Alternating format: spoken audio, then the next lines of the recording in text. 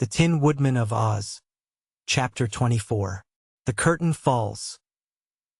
Well, the rest of the story is quickly told, for the return journey of our adventurers was without any important incident. The Scarecrow was so afraid of meeting the Hippogyraff and having his straw eaten again, that he urged his comrades to select another route to the Emerald City, and they willingly consented, so that the invisible country was wholly avoided. Of course, when they reached the Emerald City, their first duty was to visit Ozma's palace, where they were royally entertained. The Tin Soldier and Woot, the Wanderer, were welcomed as warmly as any strangers might be, who had been the traveling companions of Ozma's dear old friends, the Scarecrow and the Tin Woodman. At the banquet table that evening they related the manner in which they had discovered Nimmy Amy, and told how they had found her happily married to Chopfit, whose relationship to Nick Chopper and Captain Fighter was so bewildering that they asked Ozma's advice what to do about it. "You need not consider Chopfit at all," replied the beautiful girl ruler of Oz.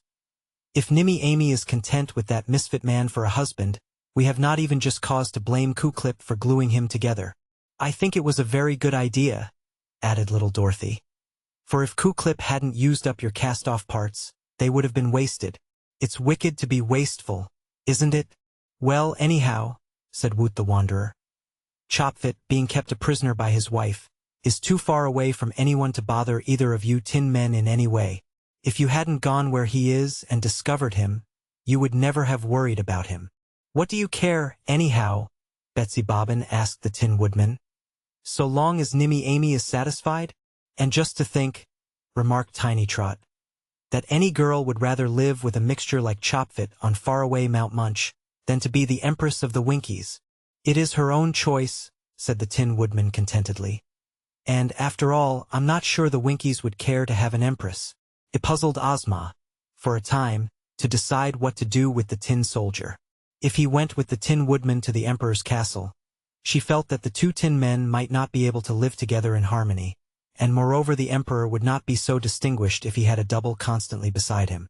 So she asked Captain Fighter if he was willing to serve her as a soldier, and he promptly declared that nothing would please him more.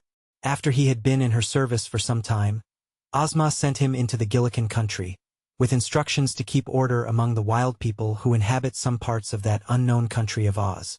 As for Woot, being a wanderer by profession, he was allowed to wander wherever he desired, and Ozma promised to keep watch over his future journeys and to protect the boy as well as she was able, in case he ever got into more trouble. All this having been happily arranged, the Tin Woodman returned to his tin castle, and his chosen comrade, the Scarecrow, accompanied him on the way. The two friends were sure to pass many pleasant hours together in talking over their recent adventures, for as they neither ate nor slept they found their greatest amusement in conversation.